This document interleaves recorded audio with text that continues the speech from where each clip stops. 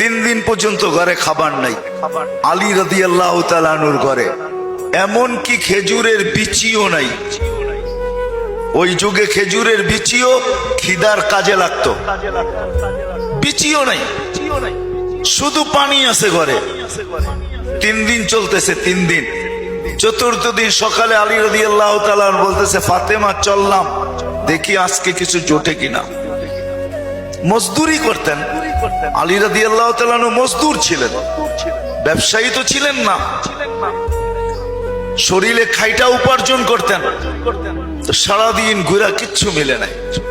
বিকালে যখন ফিরতেছেন, ফাতেমা অপেক্ষা রাদিয়াল্লাহু তাআলা আনহা অপেক্ষা করতে করতে যখন সন্ধ্যা গণায় আসছে, তো পর্দা উঠায় দেখতেছে আসতেছে আলী রাদিয়াল্লাহু তাআলা আনহু, কিন্তু চেহারা মলিন, হাত খালি। যখন একবারে ঘরের কাছে চলে আসছে, এখন আর পর্দা নষ্ট হবে না, তো আওয়াজ দিছে আলী। চোখে চোখ পড়ছে, বলছে চেহারা মলিন কেন? তো বলছে ফাতেমা আজকেও জোটে নাই। তো হাসতেছে আর বলতেছে, আলী ওয়াজাদনা শাকারনা লাম নাজিস সাবারনা। পাবো তো শুকরিয়া আদায় করব, না পাবো তো সবর করব। দুনো অবস্থায় আল্লাহ আমাদের সাথে, শুকুরকারীর সাথে আল্লাহ, সবরকারীর সাথে আল্লাহ। ফালা ইউনাসিবু লানা আন নাকুনা মাহজুন।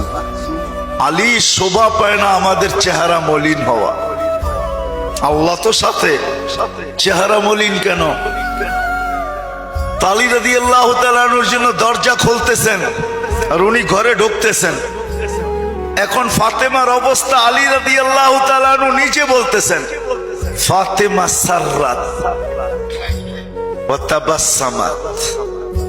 ফাতেমা মুস্কি মুস্কি হাসতেছিল যে এক তো স্বামী সারা 3 দিনের, চতুর্থ দিনেরও ক্ষুধার্ত, পরিশ্রম করে কিছু মিলেও নাই। এখন যদি আমি মুখটা বেঁকা করি তাহলে দুঃখটা আরো বেড়ে যাবে। তো উনি মুস্কি মুস্কি হাসতেছেন আর খামি ঘরে ঢুকতেছেন যেন খুশিতে নাচতেছেন।